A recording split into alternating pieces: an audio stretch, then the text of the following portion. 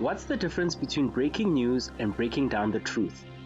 In this episode, we unpack the evolving relationship between traditional journalism and the rising role of fact-checking.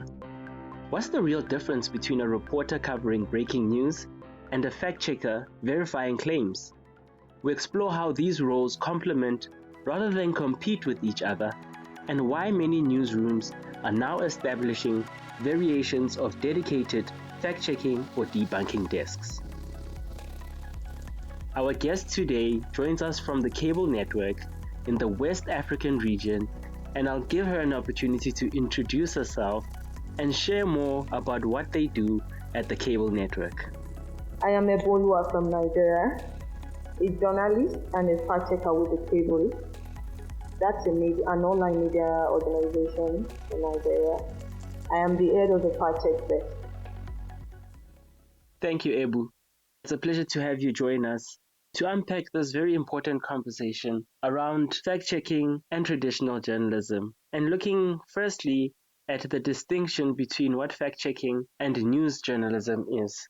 Perhaps you could give us a perspective, given your relationship and the way that you're structured. You're part of the fact-checking desk that forms part of a bigger news organization. Could you please give us a distinction of what fact-checking and news journalism looks like in that type of environment? Fact-checking is an aspect of journalism because we do the same thing, like we source for information, you gather the information, you put it together, you write and disseminate the information to the public. What differentiates news reporting, that's traditional news reporting, and fact-checking for me is the extra steps that a fact-checker takes before publishing or reporting a story. I gave an example of breaking news. Like when you are working on a breaking news, you are putting out an information that needs to go out immediately. It's happening at that instance. It could be developing, but that moment you have to be very quick and efficient, and you cannot delve deep. While doing your news reporting, you cover the 5 W's in journalism, which is the what, where, when, why, and how, or why, or when. But for fact-checking, you go beyond the 5 W's. It's more of, fact-checking is more of an analytical job. You analyze, you probe the reason for an action, the sentiment behind those actions, and the impact of that particular information on the public consuming the news. So for me, in fact-checking, what differentiates it majorly is that you offer more context, you investigate and present accurate facts.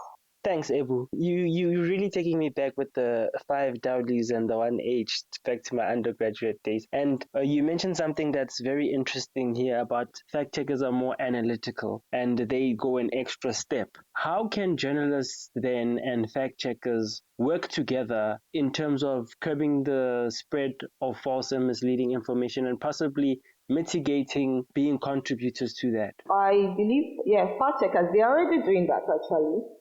You can collaborate and work together by helping each other.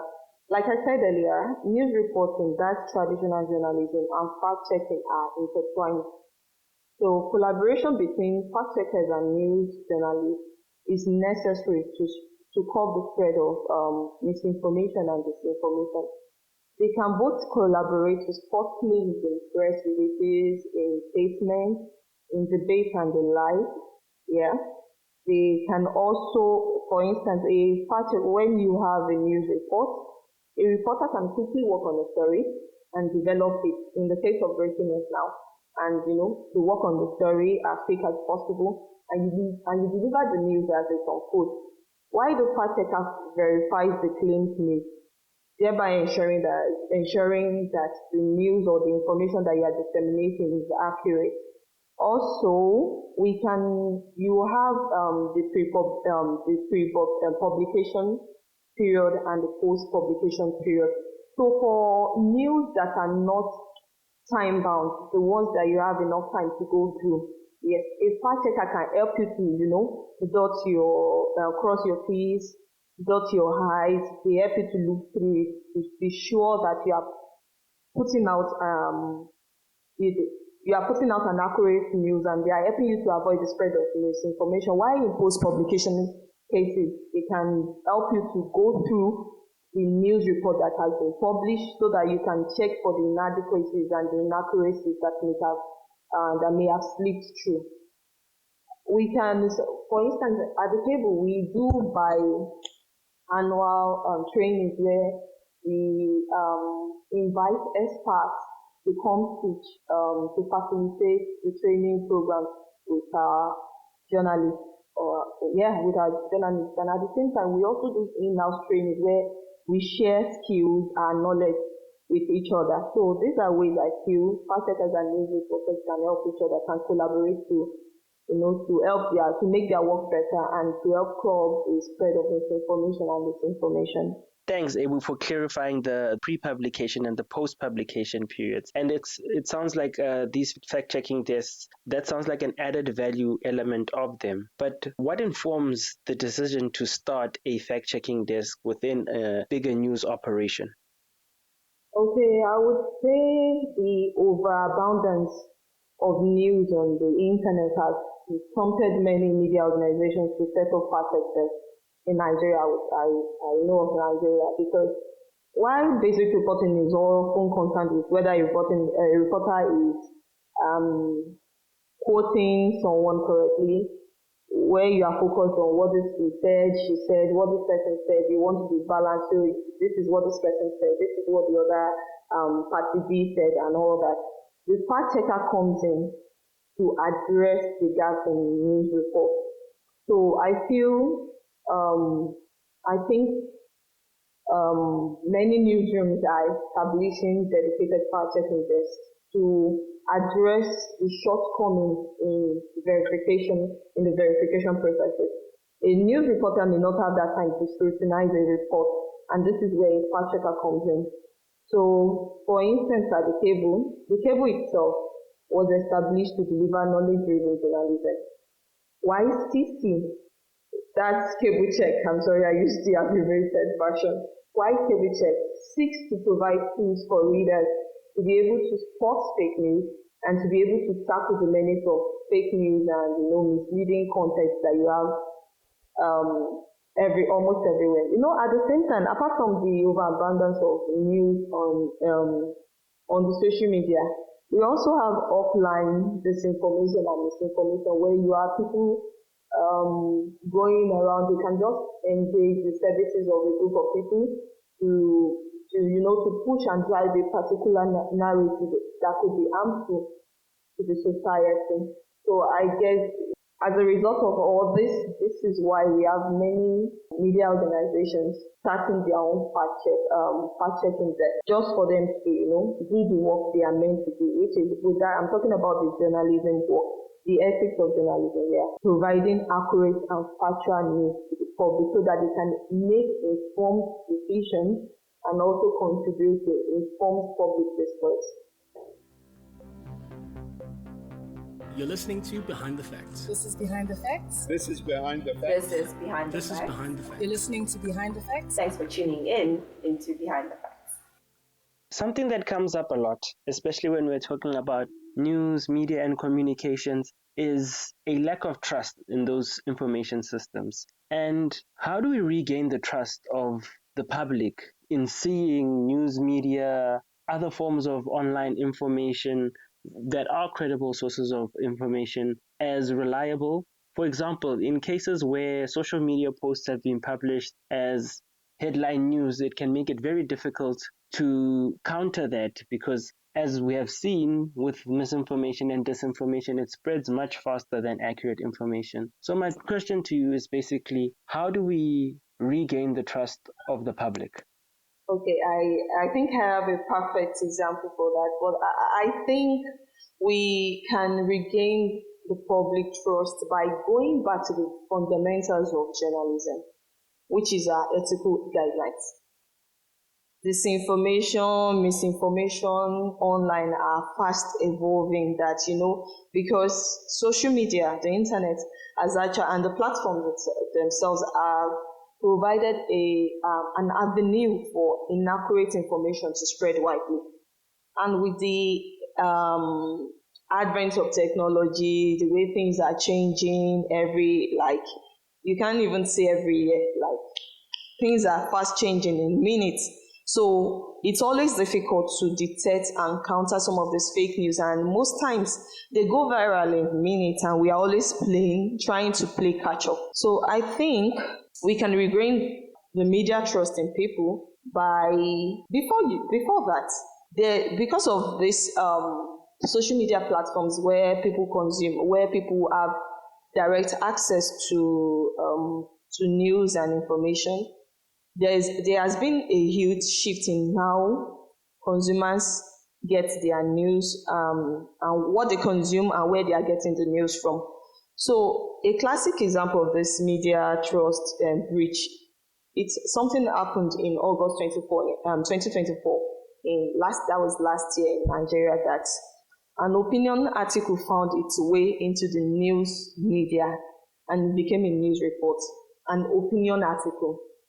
It was uploaded on Facebook, and it was about the Samoa Agreement. The article claimed that Nigeria, being a signatory to that pact, would usher in LGBTQ rights and also escalate teenage sexual abuse in Nigeria. You know, we have a law against same-sex marriage. And after making the round on social media, the report found its way into mainstream media, and a known news medium took that report and took the opinion article, and reported it as a news article, included reactions, and that was how it was distorted. In short, the fact about the Samoa Agreement, which was on human rights, were distorted to center on LGBTQ rights and legalization in Nigeria, and this fueled debate and uproar against the Nigerian government. The federal government came under attacks, so from different quarters. So the minister, that's the Minister of Budget and Economic Planning, that was involved in the signing of that agreement, had to come out several times to clarify that the Samoa Agreement was signed in the interest of the country, and it was based on trade and other relationships, but that it did not contravene any existing laws. I want to believe that when this opinion article was first published on Facebook and it was making the round of social media, it was kind of limited. It was until a news medium, a reputable one, decided to report it and made it look as if it was like a normal routine report, instead of specifying that it was an opinion article. That was when it gained more traction and became a problem. So I think the media can bridge this trust gap by going back to the ethics of journalism, which includes credibility, accurate reporting, fairness, being accountable. In short, being professional. Media organizations should also practice what they preach. Apart from the general ethical guidelines that we have, each medium has its own in-house rules and codes of ethics for their journalists. So we should all strive to abide by these rules and code of conduct. And I believe with this, the media would regain the public's confidence in its work.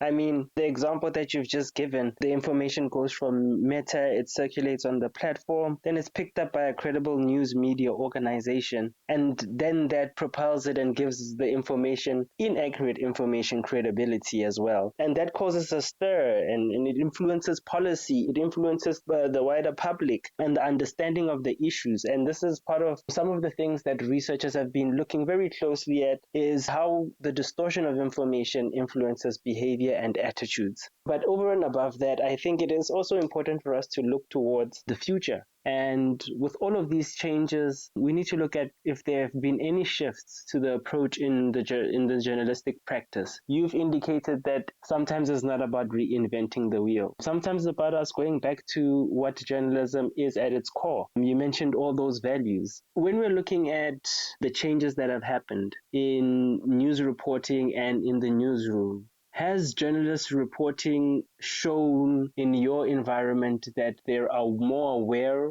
of the information that they put out in the public domain? Yes, yes. A lot of things have changed in the way we report. Now that people are aware of what misinformation and disinformation is, so sometimes when people see posts or reports online, they tag you, that's your media organization, and ask you if this is true or not. Some other time, now for in Nigeria, we have a coalition of fact checkers.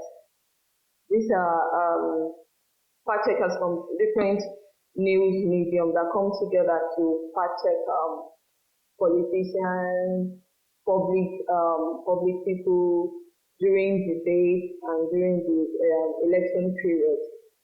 So we have debates before the election period, and during those debates, you have the fact checkers who come together.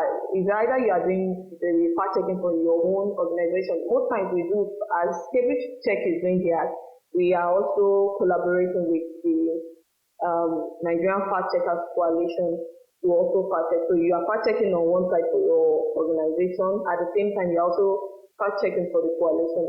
So during the debate or during the election campaigns or the process itself, we fact check these politicians or whoever it is that is speaking or pushing out information that period. And this fact check, we call them quick facts. They are not the ones that will take, they are not the type of fact check that will take like days or weeks for you. No. These are fact checks that you can easily get evidence to back up your claim, sources to corroborate what the claimant has said.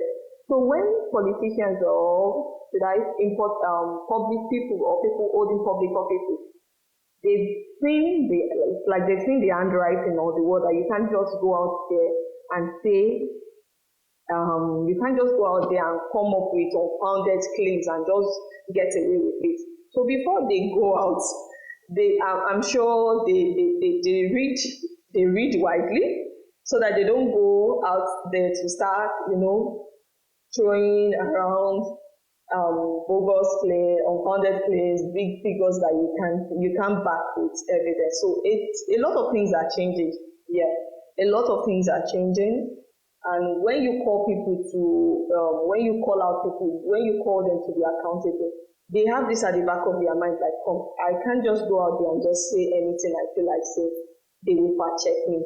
Something happened of recent to one of the public office holder, a renowned one that is in the present government, that works with the present government, went on her and mentioned one figure about the economy. The figure he quoted, I would say, was much more than what you can generate in that particular sector that he mentioned. And immediately people started tagging fact-checking organizations. Like, see, look at what this man said. Please help us to fact-check it. Is it true? Is it that? And people came out with fact-checking hosting tools and to check for evidence, and they brought out the evidence and tagged them back like, sir, it went viral on Twitter. Sir, this was what you said. This is incorrect. If it's like some years back, if something like that had happened, it's either people do not pay attention to it because fact checking was not really popular then until 2015. Fact checking was not really popular until 2015 in Nigeria. If it were years before 2015, a lot of people would have just looked well, watched the interview, seen what he tweeted, and just go with the flow because he's a politician. He knows what he's saying. He's working for the government, so he's saying the right thing. But now people are more cautious. They want the right information. So you do not just go out there to say whatever you feel like saying without and getting away with whatever it is that you plan with that your agenda, whatever it is that you are thinking. So now the people tend to be more careful. Sometimes when these people are interviewed on television stations or radios, after saying a particular statement or quoting a figure, they will even tell you can go ahead and fact check me because they know we are there watching them. So I believe things have changed. And if we keep holding people, if we keep doing our job, being ethical with our job, balanced reporting, and keep holding people to account, I believe the information ecosystem will change, and we'll be able to curb the spread of misinformation and disinformation in the country. There's two things that you raised there in the examples that you make. The first one's around a raised awareness, and what I could tell is that on the one side, it's an awareness amongst the public that the information that this minister has shared is inaccurate, this economic figure. And on the other side, you have the communicators that are also aware that you're watching them. And it's just so good to see that's the effect that you're having on the information ecosystem in Nigeria, where you're raising the awareness amongst communicators and the public, as well as holding those that communicate inaccurate information accountable and holding truth to power. I just wanted to thank you for coming in today. And I mean, the examples and the case studies that you shared speak for themselves. I think we'll let our audience decide for themselves how they see the evolving nature of traditional journalism and fact-checking. Thank you, Ebu, and it's been an absolute pleasure learning more from you. Thank you for having me. It was a pleasure. Continue to follow the conversation online on all streaming platforms, and remember to like, share, and subscribe.